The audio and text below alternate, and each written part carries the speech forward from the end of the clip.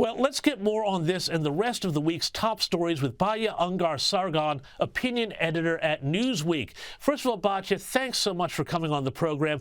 Absolutely stunning revelations from that confidential informant form. I mean, $10 million paid by Burisma to the Bidens, allegedly to make a corruption investigation going away.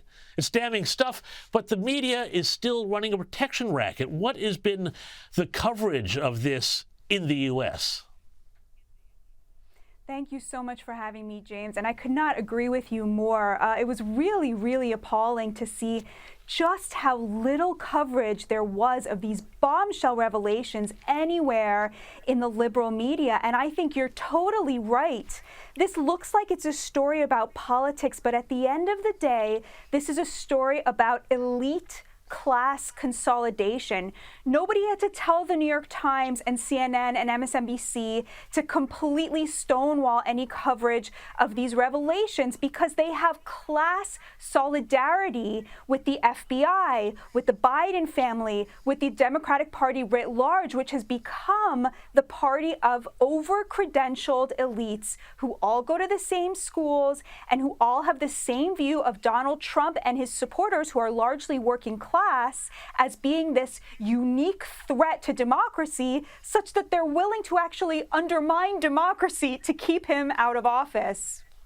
Well, and I want to ask you about that. It's really interesting you bring up that sort of class aspect, because those FBI whistleblowers, they come across very much as, working class guys who've gone and joined the FBI. They're not part of that elite. And I want to also get your take on their testimony about the way in which it appears that the IRS, the Department of Justice, the Delaware Prosecutor's Office, and ultimately Merrick Garland, the Attorney General, have all just basically closed ranks and have been closing ranks for years around the Bidens to protect them. And to follow that up, how much of this has been because, well, we can't let some, outsider class like Donald Trump take power?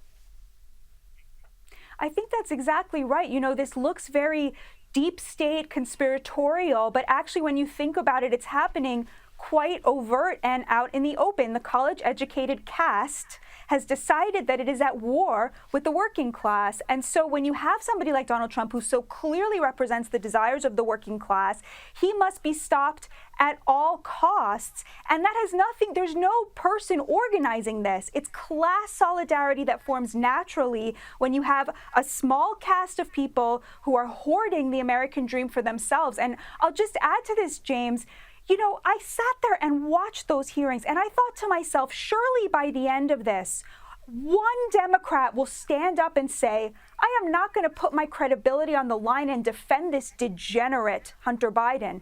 And not one of them was willing to do that. And what an indictment of the entire party. Well, indeed. And I mean, there was a fascinating moment when Marjorie Taylor Greene posted or put up pictures from the Hunter Biden laptop. And I thought personally it was quite amazing that the same people who want to, basically introduce all sorts of degeneracy into the culture were absolutely shocked that, oh no, some of the images from the Hunter Biden laptop might be aired in Congress. What did you make of that?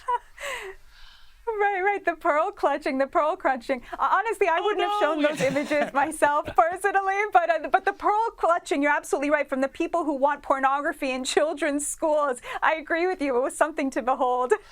Yeah, and you'll note that we haven't actually shown those images here on the U.S. report tonight either, because we, unlike Congress, have a few standards. But, you talk about Donald Trump, Batya, and this way, this closing ranks to drive him out, like expel him from the political process like he's a foreign body.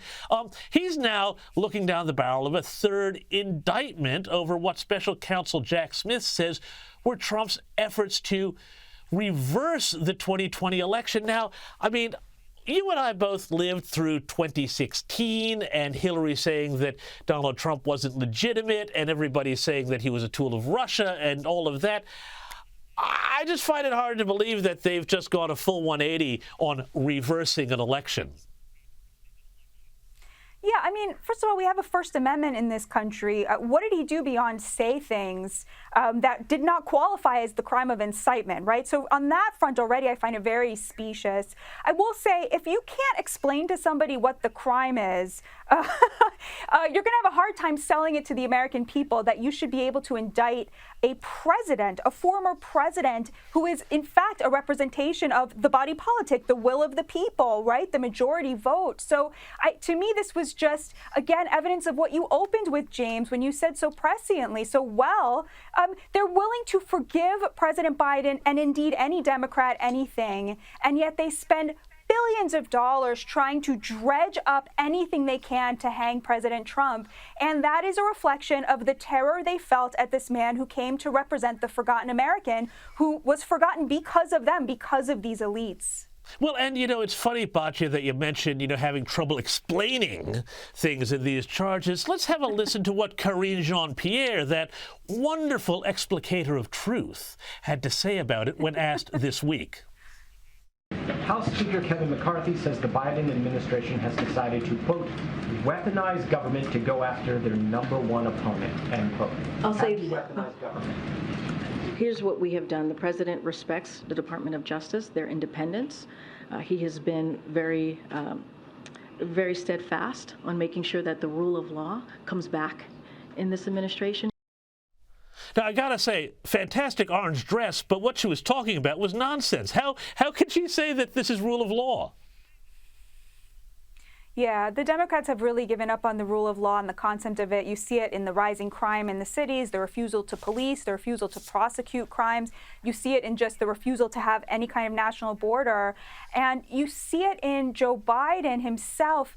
He gives this appearance of being this sort of grandfatherly, benevolent person who's understood why the crime bill that he himself pushed was such a mistake and so forth. And you see here how it comes to roost. With that crime bill, everybody should go to prison. But when his son gets caught with an illegal gun, when his son gets caught, not paying millions of dollars that he owed so much in taxes, he must be forgiven. It's so overt, James, that one comes to see, I think that you cannot escape the reading here, that they want to get caught. They want you to know that there's a double standard, that there's one standard for them and their friends and another standard for everybody else and for the little guy.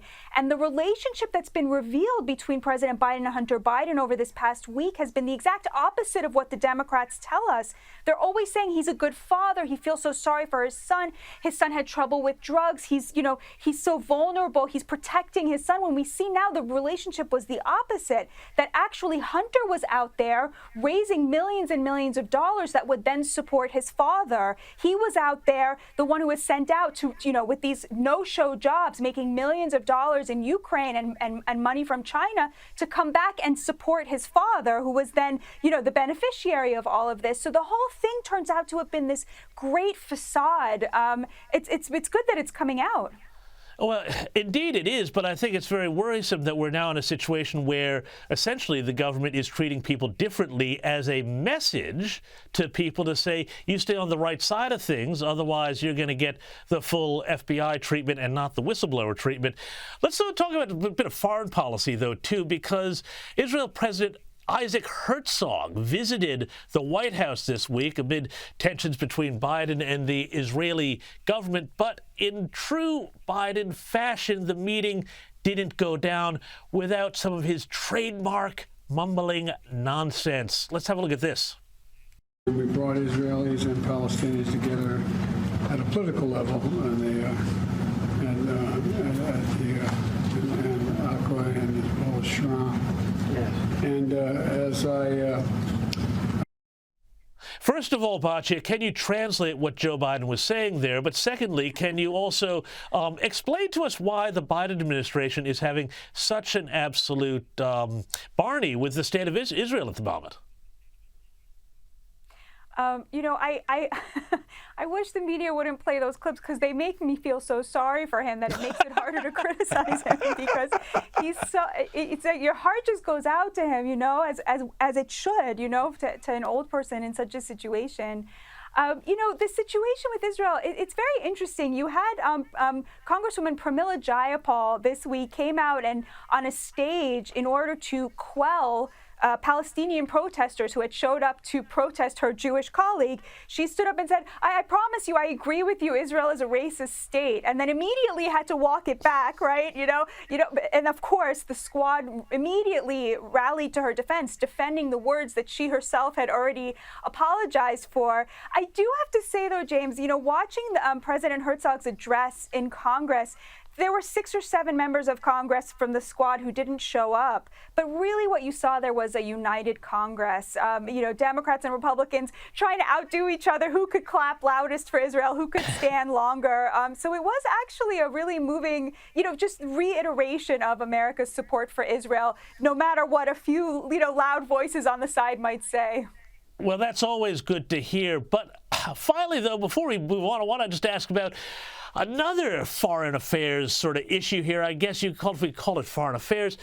Prince Harry and Meghan Markle. Now, the word has come out that they, and I couldn't believe this, they tried to hitch a ride back to the U.S. on Air Force One after the Queen's funeral, but apparently they were quickly snubbed by Biden officials who realized that, this would just be far too much. What did you make of this report?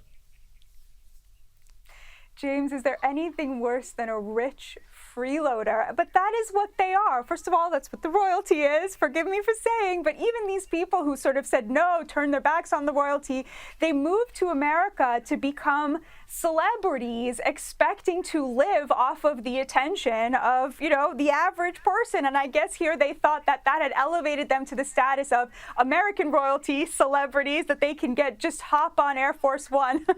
Doesn't work that way here. I'm sorry. We don't have a royalty here. But I mean, just rich freeloaders. Is there anything worse? Fair enough. Batya, Ungar-Sargon, we've got to leave it there. Thank you for your time.